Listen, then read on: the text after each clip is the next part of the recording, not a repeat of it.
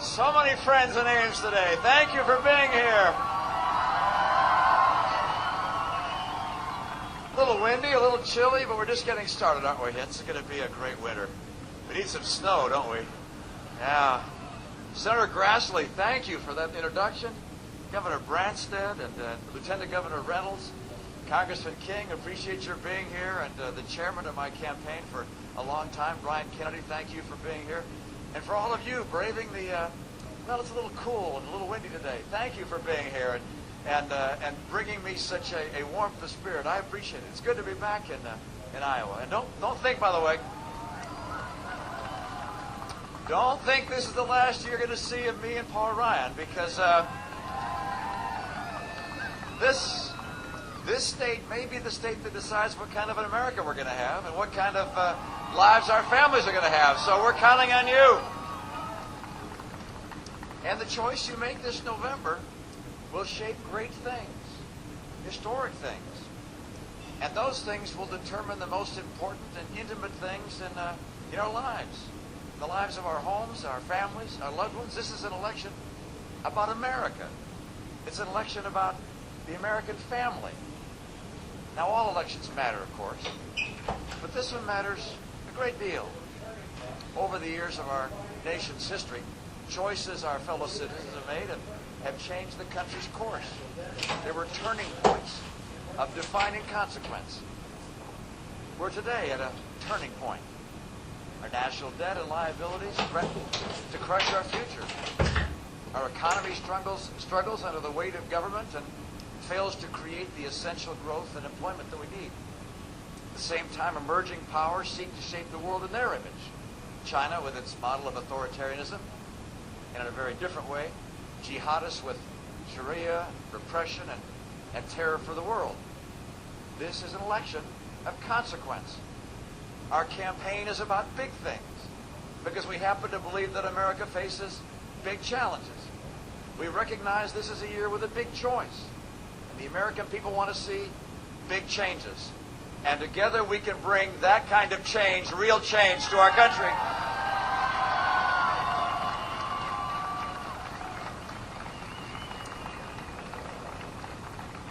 You know, 4 years ago, candidate Obama spoke to the scale of the times. Today he shrinks from it, trying instead to distract our attention from the biggest issues to the smallest, from characters on Sesame Street and silly word games to misdirected personal attacks he knows are false.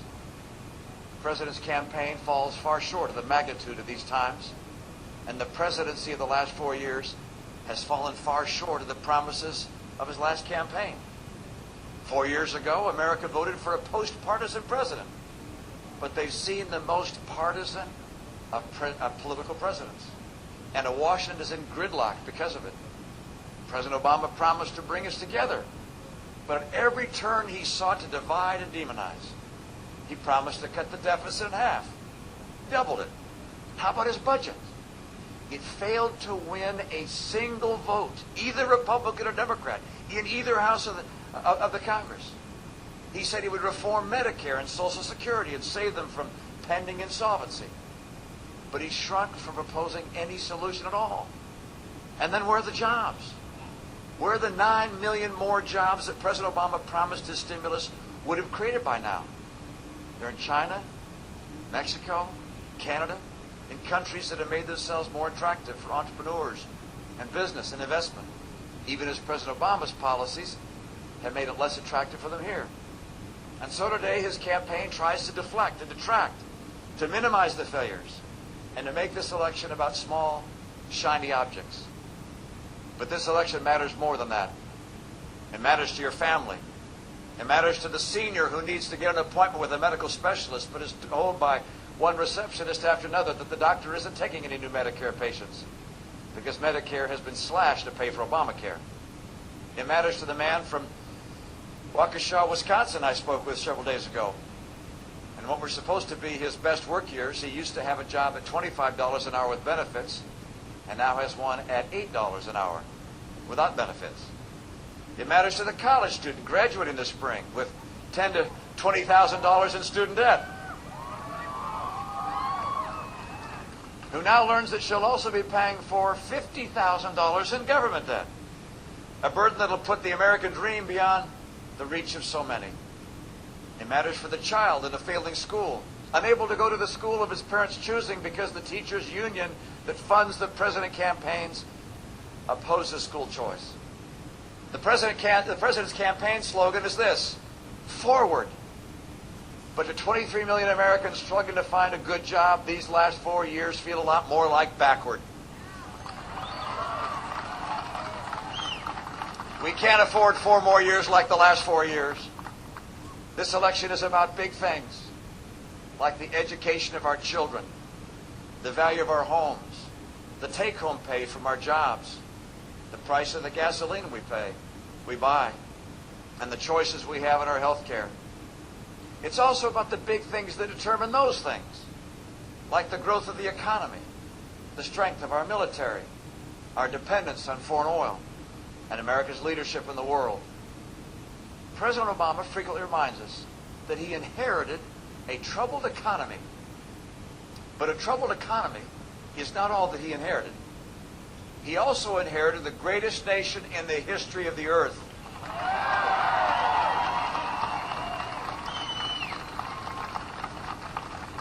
He inherited the most productive and innovative nation in history. He inherited the largest economy in the world. And he inherited a people who have always risen to the occasion, regardless of the challenges they faced, so long as they've been led by men and women who brought us together, called on our patriotism, and guided the nation with vision and conviction. Despite all that he inherited, President Obama did not repair our economy. He did not save Medicare and Social Security. He did not tame the spending and borrowing. He did not reach across the aisle to bring us together. Nor did he stand up to China's trade practices or deliver on his promise to remake our relations with the Muslim world, where anti-American extremism is on the rise. What he inherited wasn't the only problem. What he did with what he inherited made the problem worse.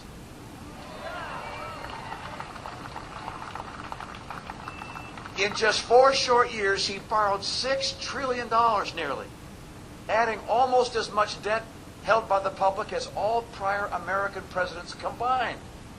He forced through Obamacare, frightening small business from hiring new employees and adding thousands of dollars to every family's health care bill. He launched an onslaught of new regulations, often to the delight of the biggest banks and corporations, but to the detriment of the small, growing businesses that create 2/3 of our jobs. New business starts.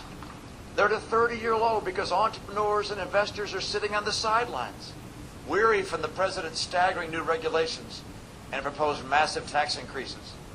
Many families can't get mortgages, and many entrepreneurs can't get loans because of Dodd-Frank regulations that made it harder for banks to lend. The president invested taxpayer money, your money, in green companies now failed that met his fancy and were sometimes owned by his largest campaign contributors. He spent billions of taxpayer dollars on investments like Solyndra and Tesla and Fisker and which only added to our debt. Energy prices are up in part because energy production on federal lands is down. He rejected the Keystone Pipeline from Canada and cut in half drilling permits and leases, even as gasoline prices soared to new highs. No, the problem with the Obama economy is not what he inherited. It's with the misguided policies that slowed the recovery and caused millions of Americans to endure lengthy unemployment and poverty.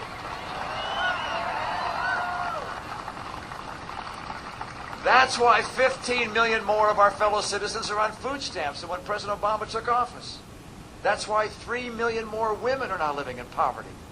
That's why nearly 1 in 6 Americans today is poor. That's why the economy is stagnant. Today we received, by the way, the latest round of discouraging economic news. Last quarter, our economy grew at just 2%. After the stimulus was passed, the White House promised that the economy would now be growing at 4.3%, over twice as fast. Slow economic growth means slow job growth and declining take-home pay. That's what 4 years of President Obama's policies have produced. Americans are ready for change, for growth, for jobs, for more take-home pay, and we're going to bring it to them.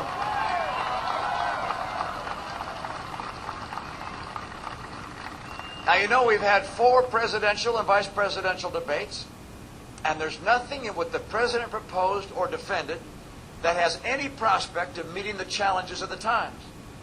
Rising taxes will not grow jobs or ignite the economy. In fact, his tax plan has been calculated to destroy 700,000 jobs. A new stimulus, 3 years after the recession officially ended, that may spare government, but it won't stimulate the private sector any better than did the stimulus of 4 years ago. And cutting $1 trillion from the military would kill jobs and devastate our national defense. This is not the time to double down on trickle-down government policies that have failed us. It's time for new, bold changes that measure up to the moment and that can bring America's families the certainty that the future will be better than the past. If Paul Ryan and I are elected as your president and vice president, we will endeavor with all our hearts and energy to restore America. Instead of more spending, more borrowing from China, and higher taxes from Washington, we'll renew our faith in the power of free people pursuing their dreams. We'll start our plan for a stronger middle class. That has 5 elements, and you've heard me talk about them before. 1, we're going to act to put America on track to a balanced budget by eliminating unnecessary programs, by sending programs back to states where they can be managed with less abuse and less cost, and by shrinking the bureaucracy in Washington. Number 2, we'll produce more of the energy we need to heat our homes, fill our cars, and make our economy grow. We will stop the Obama war on coal, the disdain for oil, and the effort to crimp natural gas by federal regulation of the very technology that produces it. We're going to support nuclear and renewables, but we'll phase out subsidies once an industry is on its feet. And rather than investing in electric auto and solar companies, we'll invest in energy science and research to make discoveries that can actually change our energy world. And by 2020, we will achieve North American energy independence.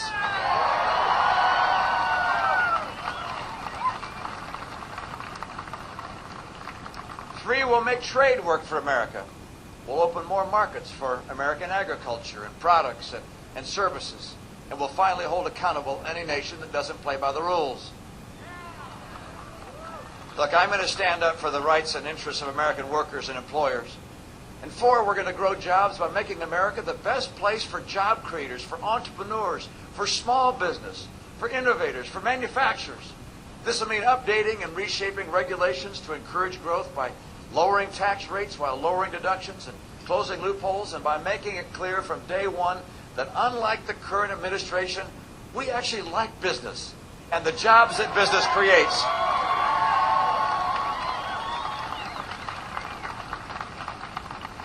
And finally, as we create more opportunity, we'll make sure that our citizens have the skills they need to training programs are going to be shaped by the states where people live.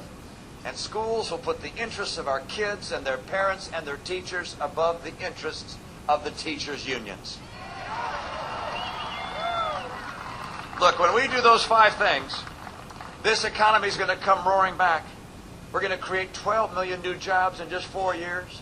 We'll see rising take-home pay, and we'll get America's economy growing at 4% a year, more than double this year's rate. You know, after all the false promises of recovery and all the waiting, we're finally going to see help for America's middle class. It is about time.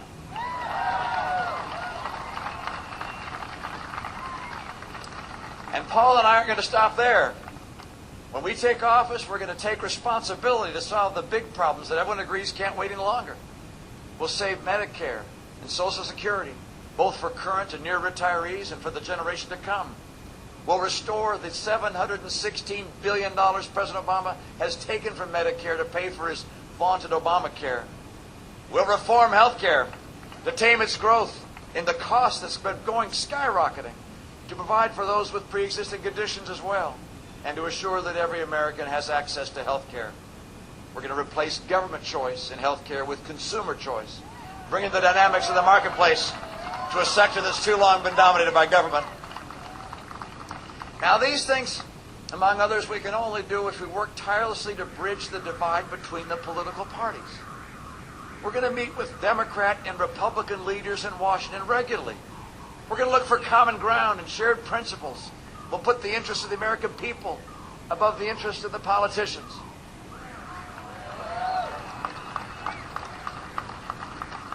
And I know something about leading, because I've led before.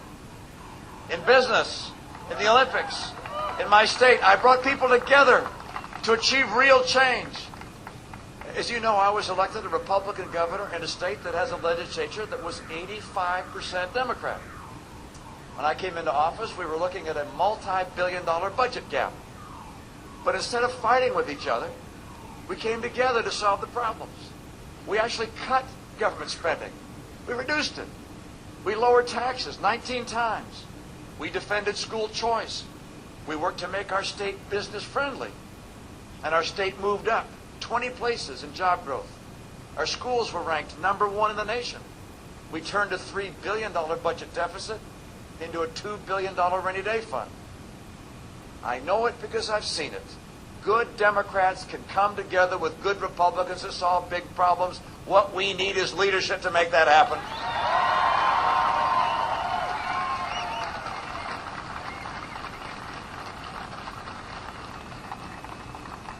America is ready for that kind of leadership. Paul Ryan and I will provide it. Our plan for a stronger middle class will create jobs, stop the decline in take-home pay, and put America back on the path of prosperity and opportunity. And this will enable us to fulfill our responsibility as the leader of the free world, to promote the principles of peace. We'll help the Muslim world combat the spread of extremism. We'll dissuade Iran from building a nuclear bomb. We'll build enduring relationships throughout Latin America. We'll partner with China and other great nations to build a more stable and peaceful world. Look, we face big challenges, but we also have big opportunities. New doors have been opened to us to sell our ideas and products around the world. New technologies offer the promise of unbounded information and limitless innovation. New ideas are changing lives and hearts in diverse nations and among diverse peoples. If we seize the moment and rise to the occasion, the century ahead will be an American century. Our children will graduate into jobs that are waiting for them. Our seniors will be confident that their retirement is secure. Our men and women will have good jobs and good pay and good benefits. And we'll have confidence that our lives are safe and that our livelihoods are secure. What this requires is change. Change from the course of the last 4 years. It requires that we put aside the small and the petty and demand the scale of change we deserve.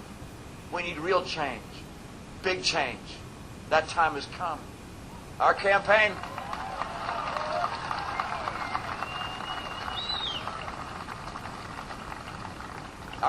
is about that kind of change. Confronting the problems that politicians have avoided for over a decade. Revitalizing our competitive economy. Modernizing education. Restoring our founding principles. This is the kind of change that promises a better future. One shaped by men and women pursuing their dreams in their own unique ways. This election is a choice. A choice between the status quo, going forward with the same policies of the last 4 years, or instead choosing real change. Change that offers promise. Promise that the future will be better than the past. If you're ready for that kind of change, if you want this to be a turning point in America's course, join Paul Ryan and me. Get your friends and family to do the same. And vote now for the kind of leadership that these times demand. I'm counting on Iowa. Iowa may be the place that decides who the next president is. It may decide whether or not we're going to have real change. So I'm counting on you to vote, to get your friends to vote, to work at the polls, to bring people out. We've got to take back America and make sure that we have the kind of change that gets America strong, for not just for us, but for coming generations. Thanks, you guys. Great to be with you. God bless America. God bless Iowa.